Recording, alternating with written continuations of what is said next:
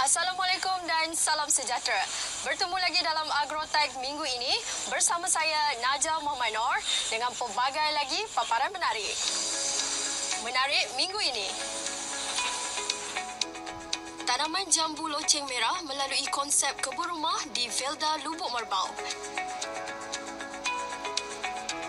Melalui konsep kebun rumah, Felda Lubuk Merbau Padang Terap Kedah semakin terkenal dengan pengeluaran jambu loceng madu yang kini dikenali sebagai jambu loceng merah. Jom kita saksikan. Felda Lubuk Merbau yang terletak di Padang Terap Kedah melalui konsep kebun rumah kini semakin dikenali dengan pengeluaran jambu loceng madu yang kini dikenali sebagai jambu loceng merah. Penanaman pokok jambu di halaman rumah kini mampu dijadikan sebagai salah satu sumber pendapatan bagi komuniti di sini.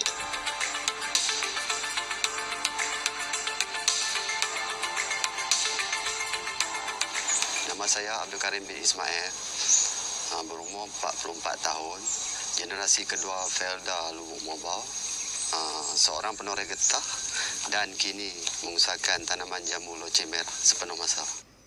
Tercetusnya idea penanaman jambu loceng merah ini bermula dengan tidak mahu lagi bergantung kepada menoreh getah dengan kejatuhan harga yang teruk.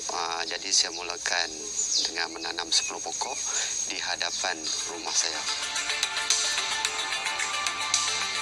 Pada tahun 2007, kira-kira 13 tahun lalu, bermula dengan hanya menanam 10 anak pokok jambu, kini Encik Abdul Karim Ismail, pengusaha jambu loceng merah, mampu berbangga kerana memiliki kebun berkeluasan 1.5 hektar. Dengan anggaran 500 pokok, pengusaha ini mampu menjadikan tanaman ini sebagai sumber pendapatan utama.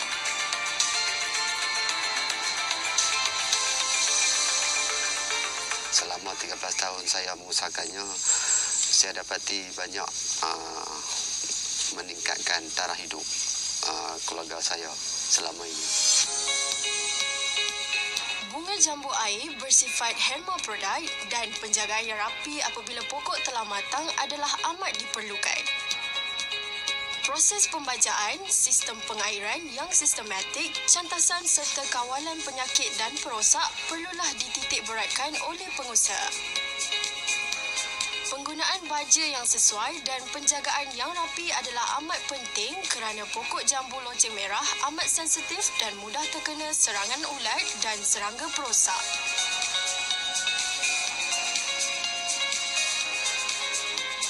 Pejabat Pertanian Daerah Padang Terap khususnya di bawah Jabatan Pertanian Malaysia UMNIA, kami berusaha untuk membantu usaha tani di Felda Lubuk Merbau dalam menambah pendapatan mereka.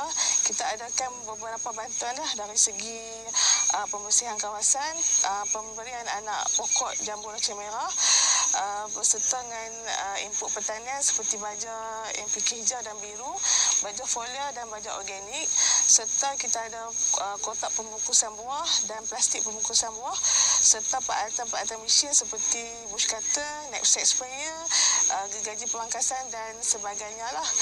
Dan kita juga ada menyediakan khidmat nasihat seperti kesuburan tanah, sehingga kursus-kursus petani dan cara-cara penanaman sehingga kepada kawalan perosak dan penyakit. Bentuk buah jambu lazimnya berbeza-beza mengikut varieti. Namun bagi jambu air atau loceng merah ini, saiz buah adalah sekitar 5 sehingga 12 cm panjang dan mampu mencecah berat sehingga 150 gram sebiji.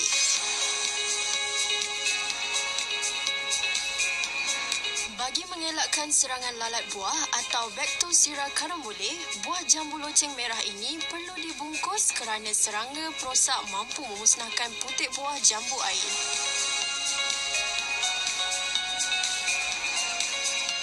Masa yang sesuai untuk buah dibalut adalah setelah proses pendebungaan berlaku yang kemudiannya membentuk putik buah.